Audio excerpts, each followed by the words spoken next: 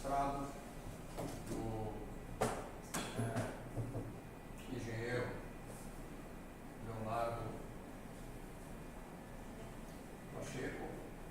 A comissão examinadora composta por mim como presidente, como orientador, o professor Teles Lazarim, da casa, e participante externo, o professor Guilherme Oscar Garcia, da Universidade de Rio Quarto, na Argentina, que está participando usando o recurso de teleconferência. E o nosso professor suplente é o Dr. Rubens Nunes, da mesma universidade, que está também nos assistindo. O trabalho do Leonardo está aqui apresentado, conversou série ressonante, operando como transformador de estado sólido. Essa é a dissertação número 1428 do programa e a dissertação número 11 desse ano. E só por curiosidade, deve ser a minha 199, 198. Segundo a Patrícia, que ainda está fazendo o ajuste. Tá? Então, o Leonardo, de acordo com o nosso regimento, tem um tempo regulamentar de 50 minutos. E eu passo a palavra a você, desejando a feliz apresentação. Antes, agradecendo ao professor Guilherme pela gentileza de aceitar o convite.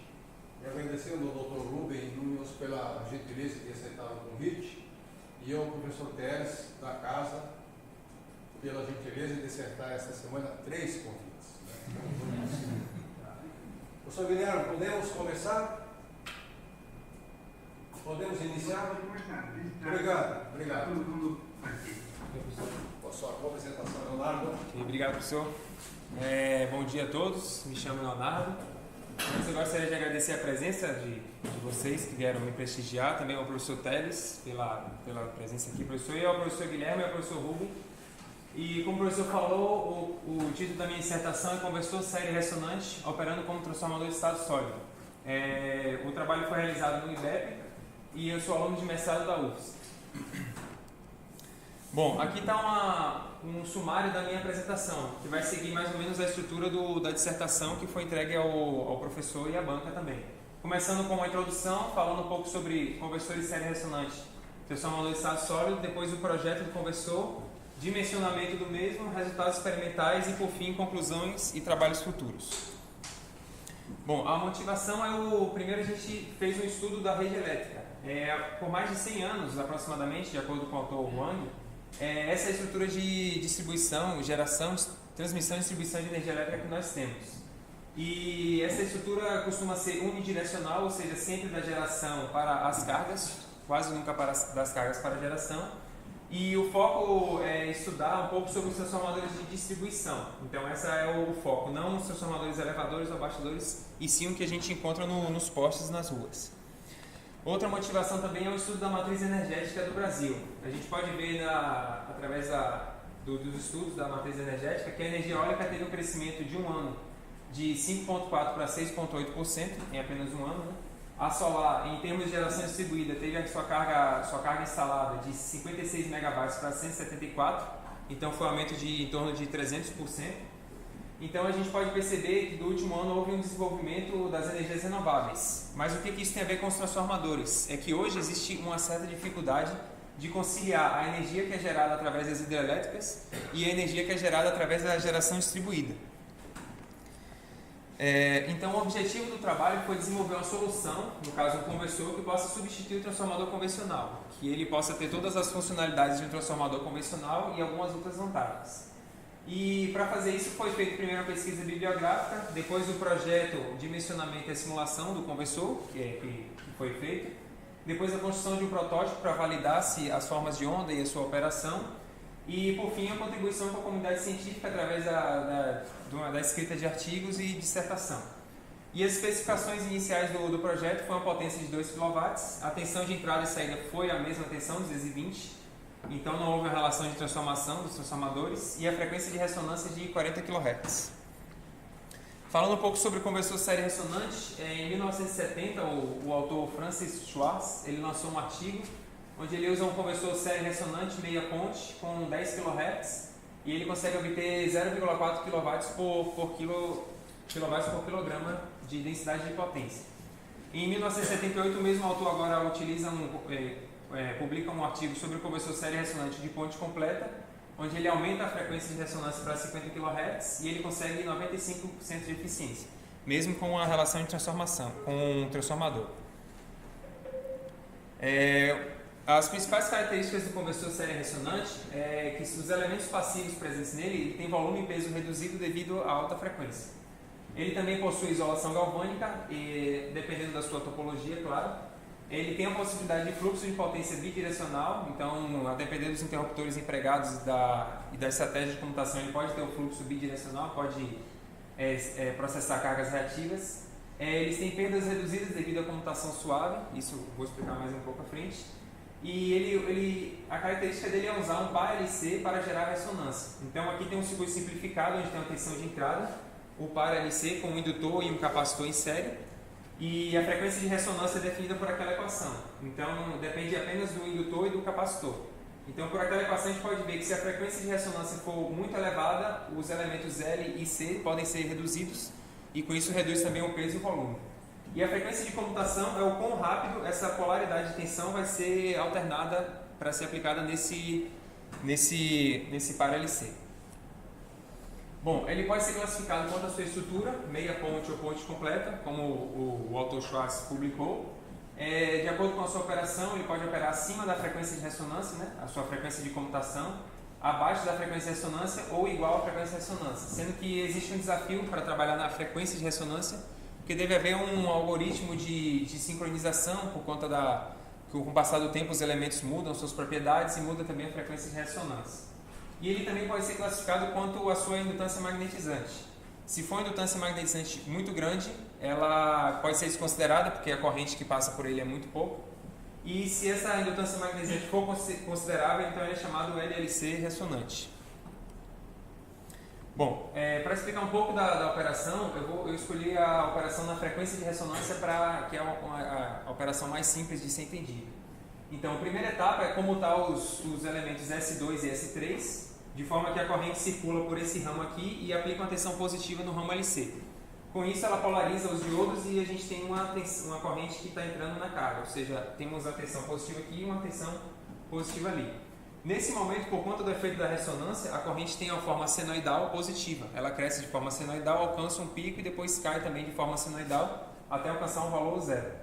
No momento que essa corrente senoidal chega no seu valor nulo, é invertida a operação desses interruptores. Eles agora aplicam a tensão negativa lá e novamente acontece o mesmo efeito. Uma corrente senoidal decrescendo de forma senoidal, alcança um valor de pico até que ela chega no zero e aí se repete a operação. Então esse tipo de funcionamento só tem duas etapas básicas, né? Olhando do ponto de vista maior. E aqui tem umas formas de onda. Então, na primeira etapa nós temos uma tensão positiva aplicada no ramo LC, uma corrente que sobe de forma senoidal e depois decresce. No momento zero, essa tensão é invertida. Então, temos uma corrente senoidal em alta frequência no par LC e, em consequência, também no transformador.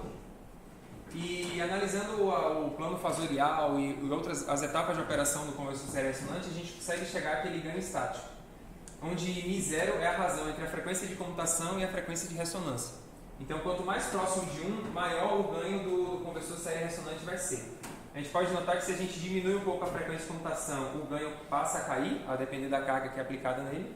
E se a gente aumenta, a mesma coisa acontece. Então, o ideal para um conversor série ressonante é que ele trabalhe sempre na ressonância, para que ele não tenha perda de ganho. Sobre o conversor LLC, qual é a diferença dele e por que ele pode ser útil para esse trabalho?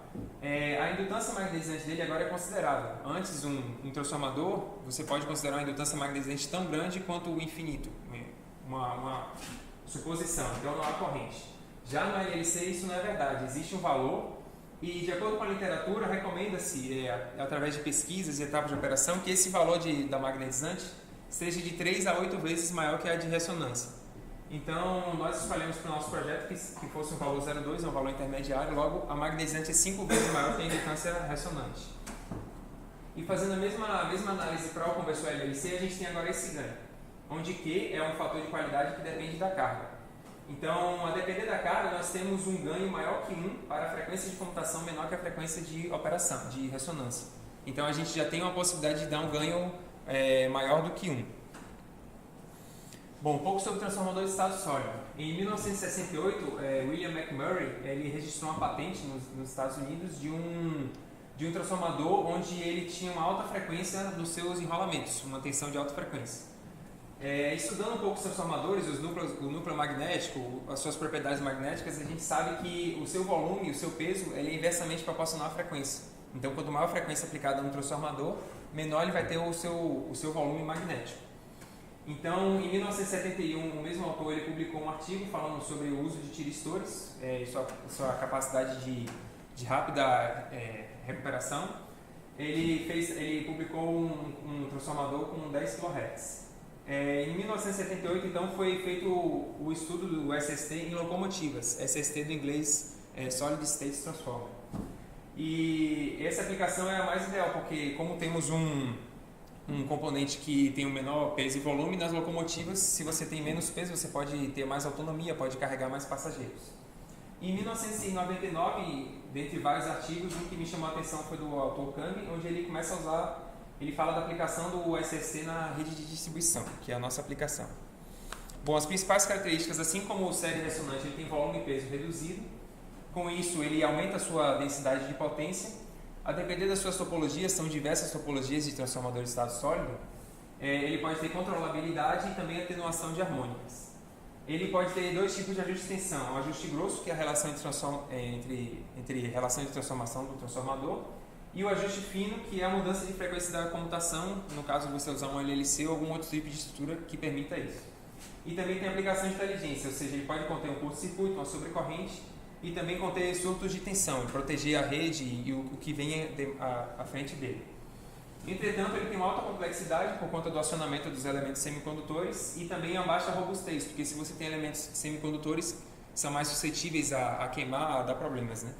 Enquanto o transformador convencional é um núcleo magnético e fios, basicamente.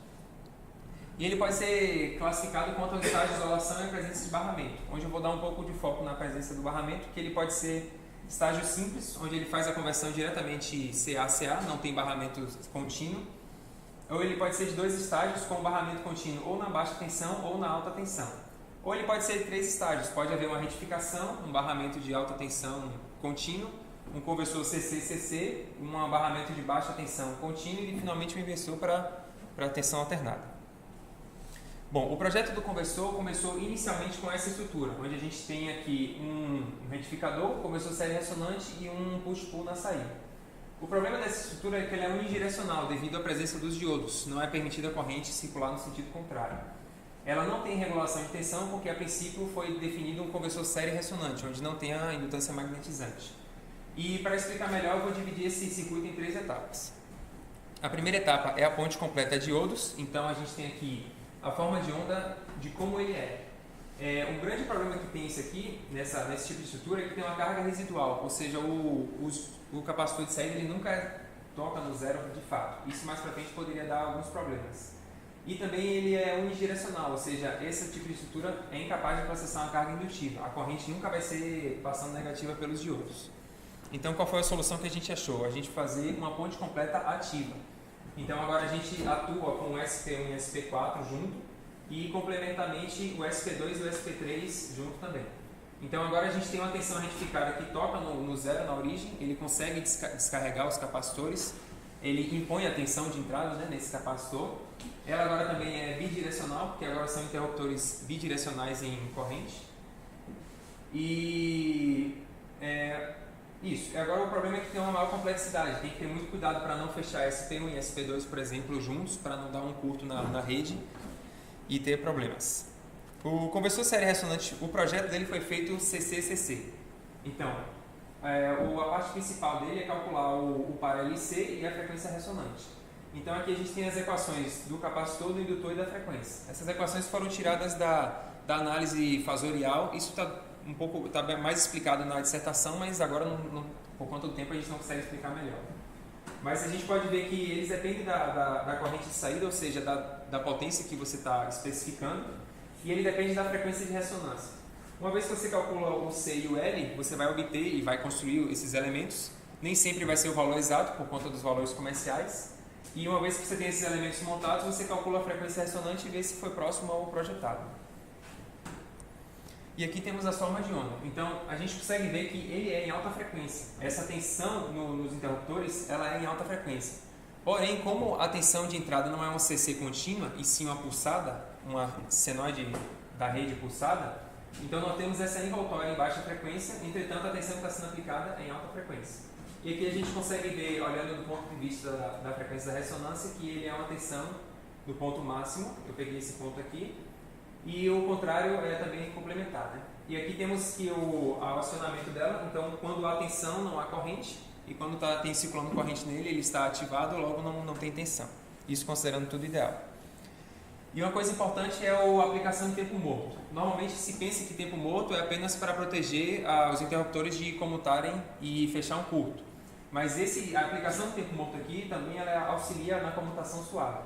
Então nós temos um tempo morto e ele tem que ser maior do que a subida de tensão dos interruptores. Tanto a subida de um interruptor quanto a descida da tensão do outro. Ela é de forma linear. E aqui tem exemplificado na segunda parte da figura o que aconteceria caso o tempo morto não fosse suficiente. Então a tensão estaria subindo ainda ou descendo, haveria uma comutação dissipativa porque há tensão e corrente, então isso aí não caracterizaria como uma comutação suave. E ali do lado tem uma figura que explica mais ou menos como é esse efeito. Quando aplica-se o tempo morto, a corrente ressonante, que no caso do projeto é a magnetizante, ela se divide entre os capacitores intrínsecos de ambos os interruptores e aí essa corrente ela descarrega um capacitor e carrega o outro capacitor. E para calcular o tempo morto a gente usa a equação da corrente no capacitor, fazendo algumas análises a gente pode ver que ela depende do valor da capacitância, da tensão máxima que é aplicada nele e da corrente ressonante que no caso foi a magnetizante. A terceira etapa do projeto é o push-pull. Aqui temos o conversor série ressonante, toda a estrutura por trás dele. E um grande problema dessa estrutura é que a tensão é o dobro da tensão de entrada. No caso, a tensão da rede tem pico de 311, esses interruptores teriam que suportar uma tensão de 622, por conta da operação do push-pull. E esses interruptores é essencial que eles sejam bidirecionais em tensão e corrente, porque em determinados momentos, eles, como é tensão alternada, eles vão estar conduzindo uma corrente positiva, outra hora negativa. Entretanto, ele também precisa bloquear tanto uma tensão positiva quanto uma tensão negativa. Bom, talvez a maior contribuição dessa dissertação seja a estratégia de computação adotada. Então, essa estratégia ela precisa permitir a bidirecionalidade, tem que haver a possibilidade de ter uma carga reativa. Para ela funcionar, é necessário os sensores de tensão e corrente, idealmente. E para auxiliar na comutação suave dos interruptores de saída, a frequência de comutação foi ligeiramente abaixo da ressonância. Então a frequência de ressonância definida foi 40 kHz, a frequência de operação foi aproximadamente 38 kHz. Por conta da operação do série ressonante, essa frequência ligeiramente menor vai criar uns pontos de descontinuidade na corrente e é nesses pontos que o interruptor de saída deve atuar para que haja comutação suave com corrente nula. Os dois interruptores eles comutam com o mesmo sinal e isso é uma vantagem. Então, não precisamos de 4 gate drivers, agora a gente precisa de 2 gate drivers. Então simplifica um pouco mais a operação. Bom, por questões didáticas eu vou começar explicando a operação dele através da etapa 3 e 4. Então a gente tem uma tensão de saída e uma corrente de saída positiva. Nesse caso, o S1 e S4 foram comandados a conduzir, a corrente ressonante sobe de forma senoidal, como eu falei, e nesse momento o SF1, que é a junção dos dois, ele recebe um sinal e eles conduzem essa corrente positiva para sair. Como é em alta frequência, o capacitor de saída vai fazer a filtragem, então vai sobrar somente a envoltória de 60 Hz. Na segunda etapa, o complementar é ativado, S2 e S3 estão comutando, a corrente passa a ser negativa e dessa forma esse também comuta de forma complementar. Então em ambos os sentidos nós temos a tensão e a corrente positiva. Como para esse caso está se tratando de uma carga indutiva, a gente sabe que a tensão muda de polaridade, porém a corrente está atrasada. Então, as etapas 5 e 6, a tensão é negativa e a corrente ainda é positiva por conta da carga reativa. Então, a gente pode notar que agora o SF1 está comutando juntamente com o S2 e S3. É feita a inversão da operação do conversor série ressonante. Em seguida, a complementaridade, e aí o SF2 começa a conduzir. Então, a corrente ele ainda permite que seja positiva, entretanto, a tensão já foi invertida de polaridade. Na etapa 7 e 8, tanto a tensão quanto a corrente são negativas, então permanece a operação. A gente tem o S2 comutando junto com o SF1 e o S1 e o S4 junto com o SF2. Agora a gente tem uma corrente negativa e uma tensão positiva. Então, com isso, a gente pode ver que a corrente circulou em ambos os sentidos pelos interruptores e ele também está bloqueando tensão em ambos os sentidos.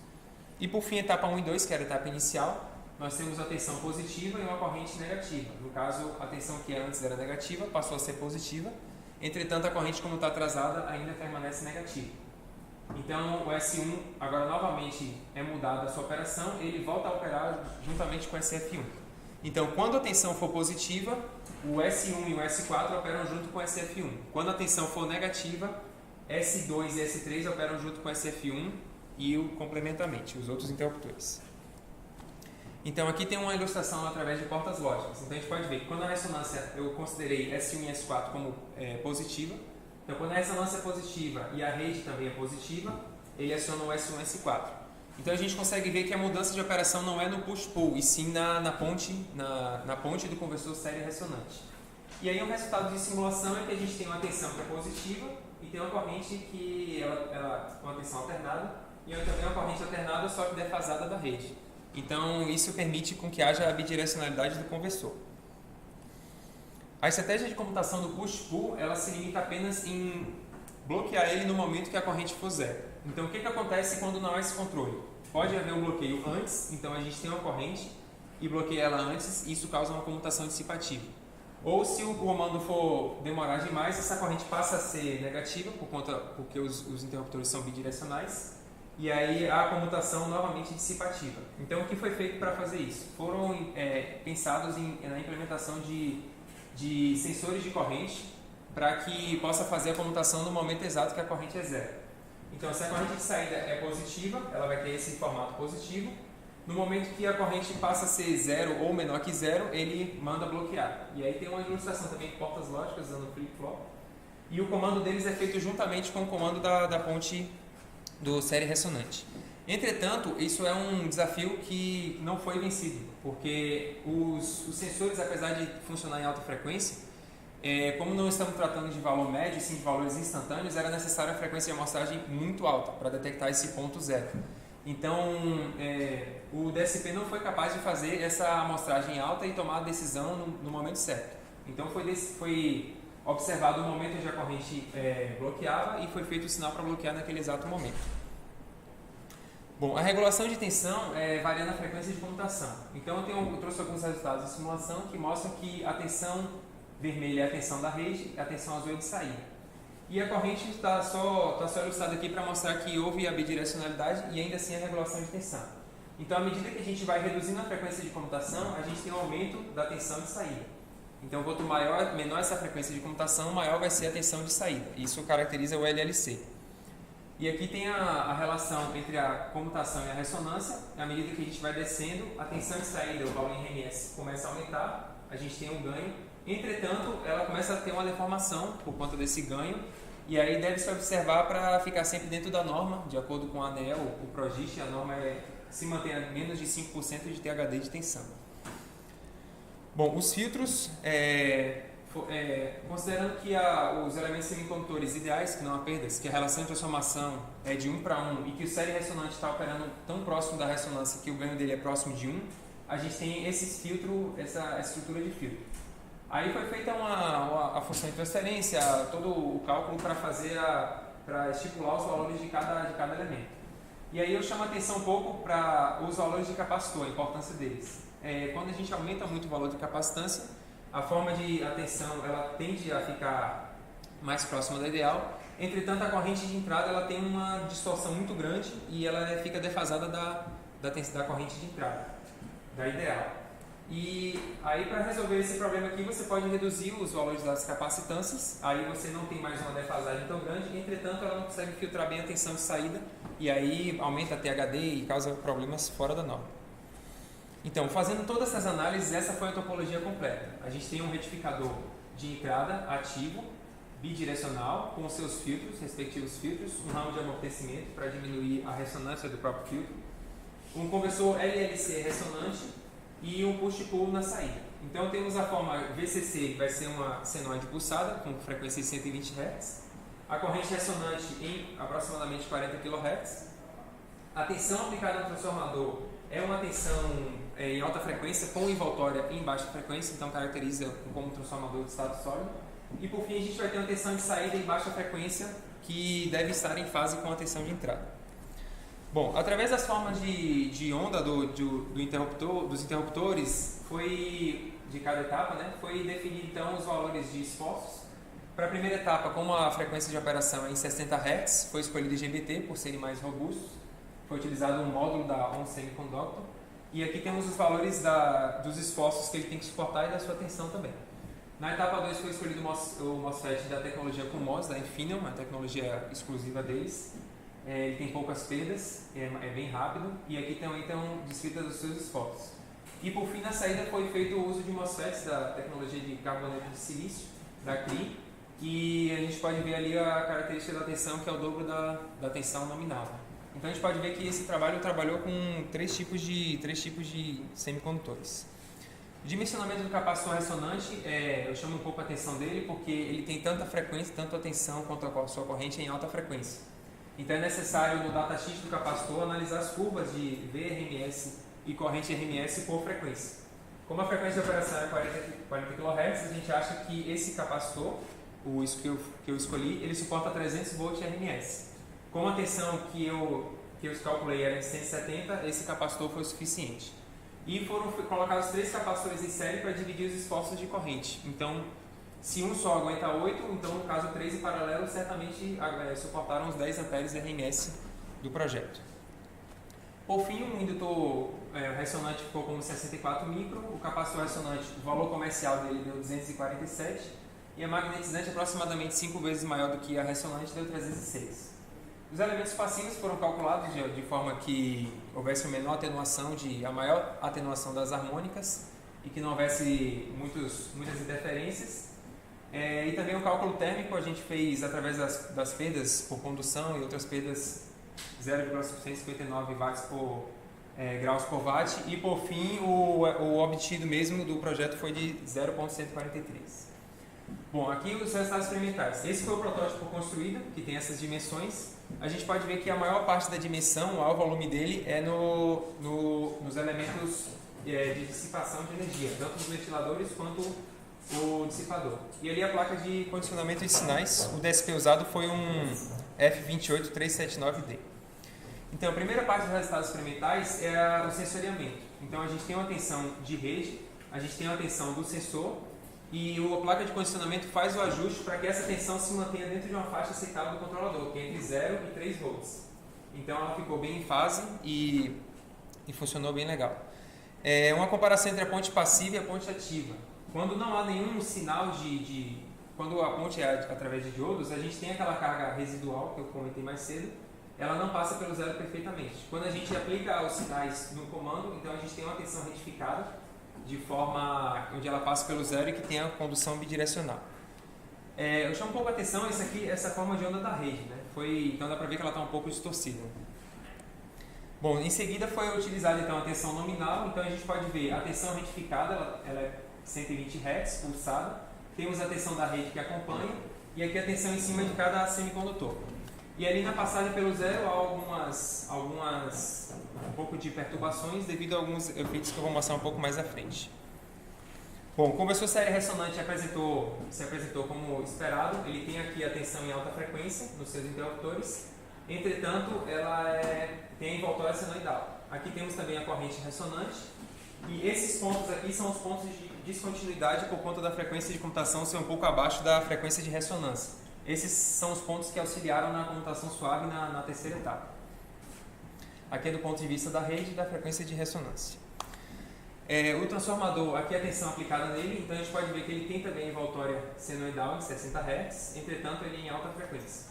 E aqui a gente tem alguns picos de tensão devido à indutância magnetizante, ela tem uma uma derivada positiva ou negativa, ela causa uma tensão positiva ou negativa também no transformador. E aqui a passagem pelo zero transformador. E aqui eu chamo a atenção um pouco nessa forma de onda da corrente ressonante. Nesse momento a corrente ela é senoidal, entretanto, quando chega próximo ao zero, essa corrente é tão próxima de zero que a única corrente que sobra no circuito ressonante é a corrente magnetizante. Então ela tem uma forma triangular, assim como a corrente deveria ser. E ali também na segunda figura o tempo morto de 550 nanosegundos que foi aplicado, que foi o suficiente para fazer a comutação suave. Bom, a corrente de saída também apresentou-se como esperado. Então a gente tem aqui uma corrente em alta frequência em ambos os interruptores. Então em um momento está ciclando por interruptor, outro momento está ciclando pelo seu complementar. E o capacitor de saída faz a filtragem de forma que tem uma corrente senoidal de saída em 60 Hz. E aqui um atraso na computação, né? Por conta do atraso do controlador, a gente tem que na passagem da rede, como depende da tensão da rede de entrada, a gente tem um atraso na mudança da sua operação, esse atraso de microsegundos. E na borda de descida um atraso de 30 microsegundos. Esse atraso na comutação é muito importante, porque ele causa esses picos que a gente consegue enxergar aqui. Então, esses picos, por conta desse atraso, eles podem danificar os equipamentos, só que nesse projeto não tivemos esse problema. Passou sempre longe da tensão máxima suportada pelo interruptor, então não houve problema. Mas só para ilustrar o atraso na computação e o que ele pode acarretar. Aqui temos a tensão dos interruptores de saída, ela se comportou também como esperado, não há nenhum sinal de sobretensão aqui neles, e ela também tem uma tensão tanto positiva quanto negativa, então por isso eu reforço a necessidade do uso de interruptores bidirecionais. E para uma potência elevada, na dissertação foi descrito a influência do tempo morto na comutação. Esse tempo morto causa alguns pequenos picos de tensão que devem ser suportados pelos interruptores. E essa tensão se apresentou como esperado, então esse pico de tensão era esperado devido à comutação para uma potência um pouco mais elevada. Bom, a comutação suave na ponte retificadora, ela pode, como estamos falando de diodos, ela pode ser tanto a ponte passiva como ativa. Diodos não, interruptores e GBTs que têm diodos em antiparalelo. Sempre que é feita a mudança da ponte passiva para a ponte ativa através de um comando no computador, essa passagem é sempre pelo zero. Então tem essa comutação suave aqui. Entretanto, novamente, por conta do atraso do controlador, a gente vê que na passagem pelo zero não é exatamente o momento que ela comuta. Só que se a gente olhar por ali pela escala, vai ser em torno de 5 volts, é uma tensão muito pequena, praticamente desconsiderável. Então a comutação suave acontece, entretanto tem poucas perdas. E como é em baixa frequência, essas perdas podem também ser desconsideradas. E aqui a comutação suave no conversor LLC ressonante. Então, no momento que é tirado o sinal, em que é o tempo morto, um capacitor começa a descarregar de forma linear, porque a sua corrente é constante, analisando naquele exato momento. O outro capacitor começa a descarregar de forma linear também. No momento que esse interruptor chega à sua tensão zero, então é usado o sinal de comando dele. Dessa forma é feita a comutação por ZVS com tensão zero. O que acontece quando essa comutação é forçada? A gente experimentou isso lá no laboratório diversas vezes, que no momento que é retirado o sinal ela começa a cair, só que se o sinal de comando é feito antes dessa tensão chegar a zero, a gente tem uma sobretensão que pode ser destrutiva para os elementos semicondutores e também causa perdas enormes. O sinal de acionamento tanto do LLC quanto do push-pull, a gente pode ver que eles acionam exatamente no mesmo momento, ali naquela figura está mais aproximada. E como a corrente ela chega ao ponto nulo antes da operação, então a gente tem um sinal que ele comuta um pouco antes do sinal desse daqui. Então esse aqui seria todo o tempo morto. Como ocorre a comutação suave nele? No momento que ele passa a conduzir, a corrente sobe de forma senoidal e no momento que ela é próxima de zero é feita essa comutação aqui. Uma coisa que eu notei no laboratório é que, experimentando os valores onde ela vai fechar, mudando os valores para que fique a operação melhor, em torno de 600 watts, só essa mudança de valores, 8 watts foram readquiridos, ou seja, foram economizados 8 watts. Então, em relação à potência que eu estava testando, é aproximadamente 1%. Então, a gente pode ver a importância da comutação suave para que o conversor opere com a máxima eficiência possível. Então, esse comando ele serve tanto para quando a corrente for positiva, quanto no momento que ela for negativa. Então aqui, para a primeira potência testada, a gente tem essa forma de tensão de entrada e corrente de entrada. A gente pode ver que ela está um pouco defasada, daqui a pouco eu vou explicar mais porquê. E a tensão de saída e a corrente de saída. Então a gente vê que tem uma forma de tensão senoidal e uma corrente também senoidal. Aqui para uma potência um pouco maior, ela opera da mesma maneira. A gente pode notar também uma coisa, a tensão de entrada está em torno de 320, que é a de pico, que é próxima a 311, 220, e a tensão de saída está em 360. Por que esse valor maior? Tem dois fatores. O primeiro é o fator do enrolamento do transformador. Não foi feito de forma unitária perfeita, por conta de problemas no momento do enrolamento, imperfeições, falta de experiência minha, ficou um nível de tensão um pouquinho maior. E por conta da frequência de comutação estar um pouco abaixo, ele também dá esse ganho de tensão na saída. E para 1.200 watts, que foi a máxima potência que a gente pôde testar, foi em torno de 1.200, por conta de um problema da nossa fonte alternada e da instalação elétrica do laboratório, a gente não pôde testar com 2 kW.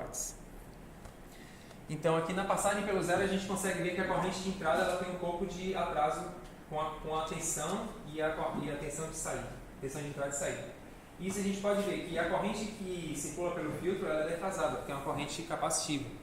Então, quanto maior a corrente de saída for, mais a corrente resultante vai se aproximar fasorialmente da corrente de saída. Então, para maiores potências, espera-se que essa corrente seja totalmente em fase com a tensão de entrada. Então, a curva de rendimento, primeiro foi feita uma curva da tensão. Então foi aplicado de 10 e 10 volts RMS e a gente obteve essas curvas para as 3 potências. Então a gente pode ver que esse conversor ele opera com uma eficiência elevada, tanto para 220 quanto para 110, ele se aproxima de 94, 95% de eficiência, sem mudar nenhum tipo de operação. Então aqui a gente tem essa tabela ilustrada em forma de figura. Então a gente tem um rendimento próximo de 95 a partir de 120 volts, 110 mais ou menos. E aqui o rendimento em função da potência. E o maior rendimento que esse conversor encontrou foi de 96,3%. E aqui a qualidade de energia. Quanto maior o fator de potência, como eu falei, quanto maior a potência, maior vai ser o fator de potência. Como eu falei, quanto maior for a corrente de saída, mais a corrente resultante vai se aproximar da fase. E aqui também tem um THD tanto da tensão de saída e da corrente de entrada, que é isso que o transformador ele tem que se preocupar mais. Então, o melhor THD de tensão de saída que foi encontrado foi de 0,3 e o menor THD de corrente de entrada foi de 0,6. Bom, então concluindo, o conversor ele operou como esperado, devido à comutação suave, a forma de operação do série ressonante. Essa frequência pode ser elevada, reduzindo o peso e o volume. No caso desse conversor, a bidirecionalidade é apenas uma questão de estratégia de comutação. Existem outras estratégias escritas até na dissertação, que elas podem ser mais simples, entretanto elas não causam a bidirecionalidade, elas não permitem. Comparando com demais SSTs que temos na literatura, esse conversor tem poucos interruptores, ele tem 12, muitos SSTs têm 16, 18, dependendo da sua estrutura, e a operação dele se mostrou melhor quanto mais próximo da nominal. O fator de potência foi elevado, maior até do que o esperado. As distorções harmônicas também foram reduzidas, isso graças também a muitas resistências intrínsecas e outras imperfeições. A temperatura foi bem reduzida devido à redução das perdas, então o dissipador não precisa ser tão grande, não precisa ter tanta ventilação. E um problema que eu encontrei foi que o atraso no processamento de sinais podem causar perturbações indesejadas, como aquelas sobretensões que foram mostradas. Então, é uma solução viável de transformador de estado sólido, claro que passível de muitas correções e melhorias. E como sugestão dessas melhorias, eu proponho para trabalhos futuros o teste na potência nominal, o uso de um controlador mais rápido, porque dessa forma a gente pode reduzir as perturbações na passagem pelo zero e também detectar a corrente no momento nulo, então ele não fica dependendo das suas propriedades. Implementação de um controle para regular a tensão de saída, apesar de ser um LLC, não foi feito o controle dele, porque na literatura ainda não existe uma convergência para uma função de transferência válida para um LLC ressonante, pelo menos por enquanto. E um projeto otimizado de dissipadores e elementos magnéticos, que pode reduzir mais ainda, né? O conversor se mostrou frio a todo momento. Bom, esse trabalho rendeu uma publicação no Induscon 2018, foi um artigo publicado por mim e pelo professor Ivo, na Conferência Internacional do I3E, 13ª, ocorreu em São Paulo, do dia 11 a 14 de novembro. E se alguém quiser o slide, está disponível o link aqui também lá na biblioteca digital do I3E. Bom, quero agradecer a UFSC, a Fotovoltaica PPGL pelo suporte, ao IBEP também, ao corpo técnico do IBEP, aos engenheiros, a Patrícia também, aos meus colegas também. Agradecer também aos colegas que durante o mestrado, desde a época da graduação, ajudaram bastante. E também agradecer a SEB, porque é um projeto de pesquisa P&D da ANEEL. E agradeço. É isso. Obrigado.